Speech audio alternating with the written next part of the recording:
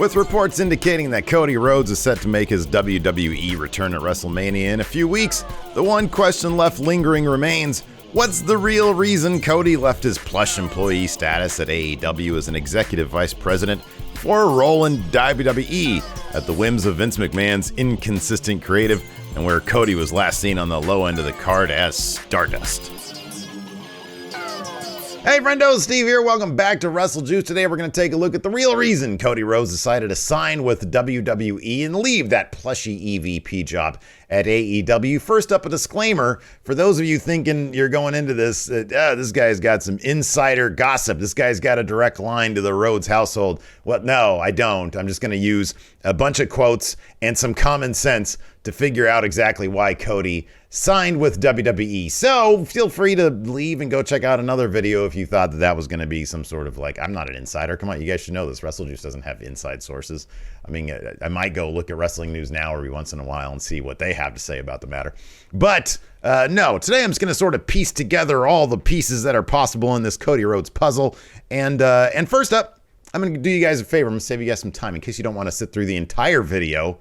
I'm going to give you the answer to this question first, and it's a fairly obvious one if you've been following this whole plot line over the past month in anticipation of Cody Rhodes showing up in WrestleMania. Before I give you that answer, though, I want you to do me a favor. Hit that like button and hit that subscribe button. And then if you don't like my answer by the end of this video, you can take away that like if you want. I don't really care. I just think it'd be nice if you did that because I'm a pretty nice guy. Anyways, let's get to the answer first, okay? And it comes down to one word, and it's something that we all want in life, and that's appreciation. Money kind of doesn't mean shit if you don't feel like you're being appreciated, and if you already have a ton of it. We're going to get to the money aspect of things in a little bit, but my thesis here at Wrestle Juice is simply this. When Cody joined AEW, when he helped form the company, it was with the understanding that he would be an integral part of making the music, because that was important to Cody.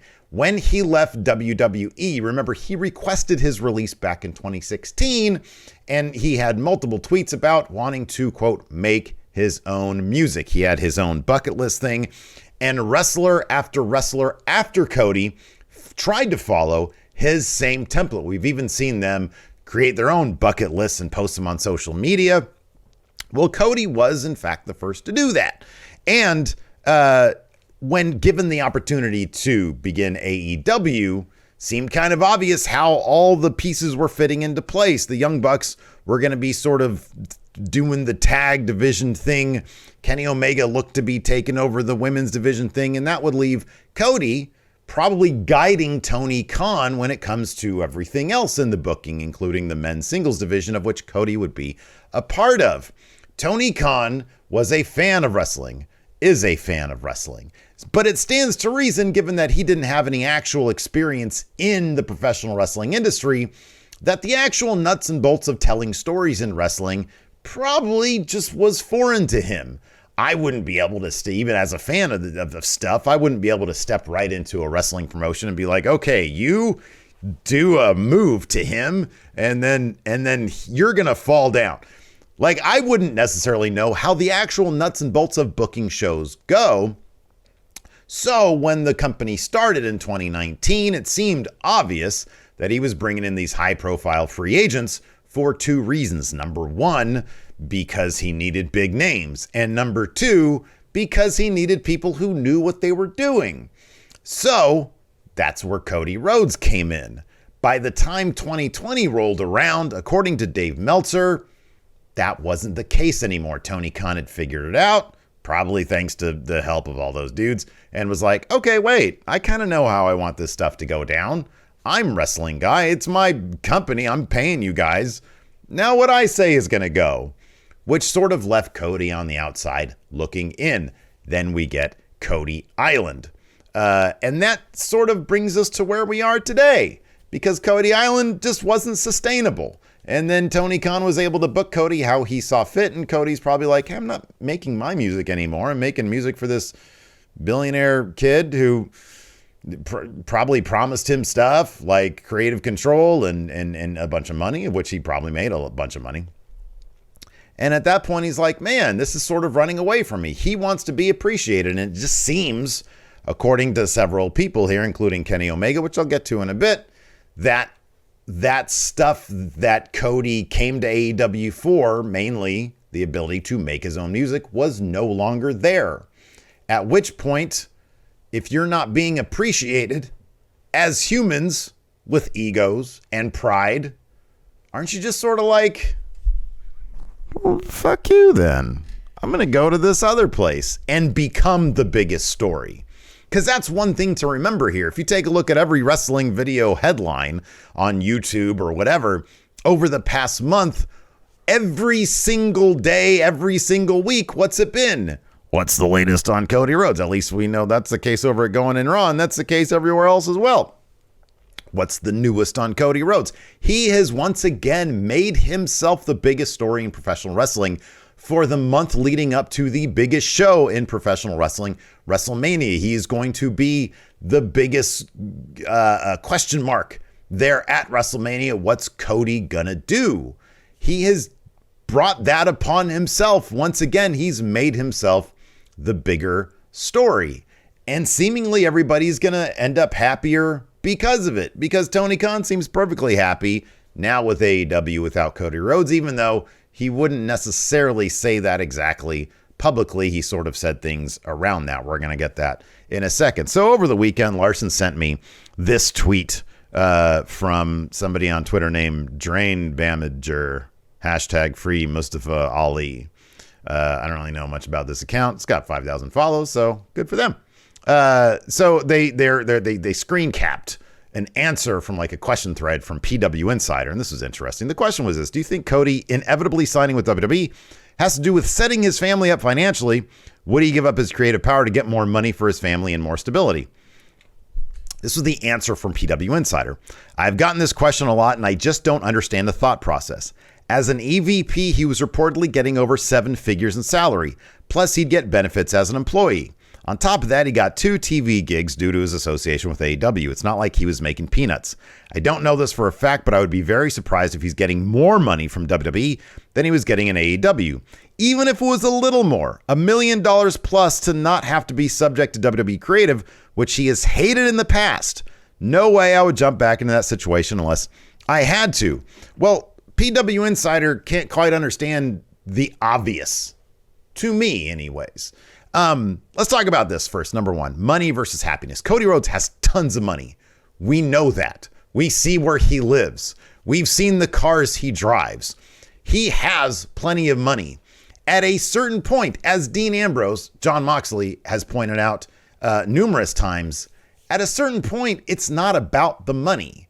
Even if he's making a little bit more in WWE, it comes down to one thing: his happiness. That's sort of what matters here. Now, keep in mind, nobody has increased their stock more on the free agent market than Cody Rhodes after leaving WWE. Nobody. If you take a look at where he was as Stardust, doing jobs, his very last match was a loss to Matt Cardona, to Zack Ryder in WWE in 2016. He left and he decided, I'm going to go do my own thing. I'm going to enter this free agent market. I want to make a big deal about myself. And if you remember, he made everything about Cody. He joined Bullet Club. You'd barely know it because he didn't have any Bullet Club logos on him. He had like a tiny one on his boot there at Wrestle Kingdom. He joined the Elite. He made the Elite about himself. He talked about wanting to change Bullet Club's logo. And then he created AEW. Cody's always made it about himself, and that's what matters most. What do we know about WWE? If they pay you a lot of money, they're going to use you in a prominent spot. Earlier this year, late last year, Kevin Owens was with WWE. They weren't doing a whole lot with him because his contract was about to come up. What happens? He gets a big money contract with WWE, elevating his pay quite a bit. And what happens at WrestleMania? He's wrestling or having a segment with or whatever Stone Cold Steve Austin in a main event level segment. That's a big deal. When WWE pays people a ton of money, they're not going to relegate them to the low card. Cody knows this. He knows he's increased his stock. So when he goes back to WWE, he's going to be booked along the lines, at least at first, of a Kevin Owens, a Seth Rollins, which is probably what the match is going to be, et cetera, et cetera. Do I expect him to be an actual main eventer? On pay-per-views, probably not, because that's going to be the exclusive domain of Roman Reigns. But to be booked in the same light as Seth Rollins and Kevin Owens, two guys who he's probably making comparable money to, chances are that's going to be his situation. That's not too bad. WWE's creative might be inconsistent, and it suffers from a lack of decent pacing on their shows and too many recaps. But Seth Rollins is having a good run right now. RK Bro's having a good run right now. Kevin Owens is having a good run right now. Bobby Lashley was having a good run before he lost and got injured. They actually treat creatively their talent pretty decently. It's just the production aspect of their shows don't maximize that creative energy. And it's not like it's great or anything. Always compared to the Attitude Era, yeah, it's boring. But it's not like it's terrible. When they focus their energies on the higher paid wrestlers in WWE, the creative's actually pretty decent. So let's take a look at what some other people are saying to get down to this real reason for Cody Rhodes, why he's signing with AEW. So Kenny Omega said this. He said, I guess we never really, this is a couple months ago. This is like a month ago. Right after Cody got released, Kenny did an interview with Wrestling Observer. He said, I guess we never really sat down and talked to each other like, okay, we have this opportunity to now change wrestling. How do you see it? How do we make this work? Maybe in the end, we had the Bucks and their vision, my vision, and Cody's vision. All of our visions are different. I would say mine was more similar to what the Bucks envisioned, and Cody's was much different. You're going to get that when finally you've committed your life to an industry and a business, and finally someone goes, you've done this job all your life. You've been raised in this business with these shackles on you to a degree by someone or something, WWE. Now those are off. You have carte blanche. What do? He says, I understand there might be some heartbreak if you are promised that or told that and it doesn't come to fruition. There's evidence number one that Cody was basically told, you'll have creative freedom here. That was taken away because Tony Khan ended up having all the creative freedom there. He even says that next. He says, eventually, as a lot of fans know, essentially it's Tony's show. Of course, he's always going to listen to our advice and take our suggestions to heart, but AEW is very much Tony's thing and Tony's baby. It's very possible this current version of AEW wasn't a good fit for Cody and to Cody. Dave Meltzer also said about a month ago, one person categorized it. He talked to his source in AEW as unhappiness, even though everyone said that the EVPs were getting along the best they had in a long time. It is true that Rhodes was expecting more power over things like booking than ended up transpiring when Khan took over the booking process at the start of 2020. But that issue took place more than 2 years ago. Here's the thing, though. This is me now talking. Even though it was 2 years ago, number one, we had pandemic, and Cody seemingly throughout pandemic was given his own island to just sort of do stuff with. This seemed more like a slow burn than anything. And on top of that, it's not like Cody could have done anything before his contract expired anyways. And then we have Tony Khan himself. And he has said at the very beginning of this quote, I don't want to get too deep into it because a lot of this is personal between me and him. Right there indicates that there were issues between Tony Khan and Cody Rhodes over the direction of AEW and what Cody's role would be. He says, I tried to reach a longer agreement with him beyond what we had for the option years. And it sounded like at one point I think we were going to. Honestly, when we couldn't settle on it, the last thing I wanted to do was keep somebody here that isn't going to want to be here. He says, so it didn't look like we were going to get a longer deal done, and I would love to have done it, but I have a lot of respect for him. Tony Khan has not always been, see Big Swole, fairly diplomatic and not quite as publicly cutthroat about his wrestlers as, say, like the WWE is, who just issues that cold, we wish them luck on their future endeavors, if they even talk about released wrestlers anymore. Tony Khan's a little bit different. When his back is up against the wall, he can get a bit petty, but again, see Big Swole. When asked if he felt more pressure now that Cody was gone, it's clear that Tony Khan sort of seems to have things under control and doesn't really need Cody anymore, because he says, no, I don't actually feel more pressure because I've done a few pay-per-views without Cody on them, and they were both very successful. I really love having him here as a huge part of the company, but the biggest pay-per-view show in the company we ever did, he wasn't on, was All Out. And the previous year's All Out, he was also not at. He's a huge part of the pay-per-views he's been on, but I know we can do a really good pay-per-view without him on the card. But he's also great when he's been on the card. So he's trying to have it both ways. He's trying to be diplomatic, and that's fair. He's saying, Yeah, Cody, he's great. He's awesome, but we do not need him. And to be honest with you, having one less voice piping in your ear about, hey, I want to do this thing with Brandy and Paige Van Zant and Dan Lambert and the TNT title, et cetera, even though Cody gave a lot, I'm actually kind of a fan of Cody. I appreciate what he brought to AEW, even when it didn't make any sense and when it was a train wreck. I really kind of liked Cody's run in AEW for the most part because it was different. It was interesting. He was doing weird shit, and I kind of appreciate that. But at the end of the day, it obviously came down to one thing, his happiness. The man's making a lot of money. Even if WWE gave him comparable money in WWE than he was making in AEW, if he doesn't like what they're doing with him in WWE, he can just sit out. Look at Mustafa Ali right now. He's not getting paid probably a fraction of what Cody Rhodes is getting paid. He said no to a Vince McMahon suggestion with that new character thing he was going to do. Now he's just sitting home. He's got like 2 years left on his contract. Seems content to just sit it out. If the suggestion comes to Cody Rhodes, hey, we want you back at Stardust, guess what? He could just go home. He's got tons of money. He could just sit out this contract for the rest of whatever, 2 years or 3 years or whatever it is. He's got the leverage now to do that, but I kind of doubt the WWE is going to do that because they don't low card, big money players. They just kind of don't. I'm sure you can show me one or two examples, but generally speaking, when they throw you a bunch of money, they're like, we're investing this money. We're going to make this person very visible because we have confidence in them. So anyways, there you go. It's the real reason Cody Rhodes signed with WWE, because he wasn't happy in AEW. It's that simple. And I just took about 16 minutes to explain it. Cool, huh?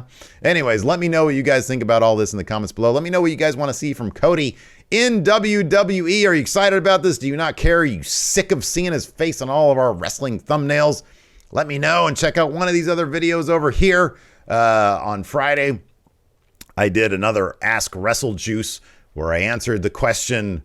I forget what the quote was. Oh, I took a look at Control Your Narrative. I did a Control Your Narrative video over here. Go check that out right now. It's hilarious because I talk about the rules of Control Your Narrative.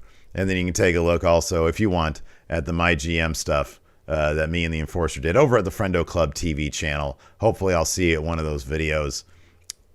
Talk to you there or something. Not supposed to say goodbye on YouTube.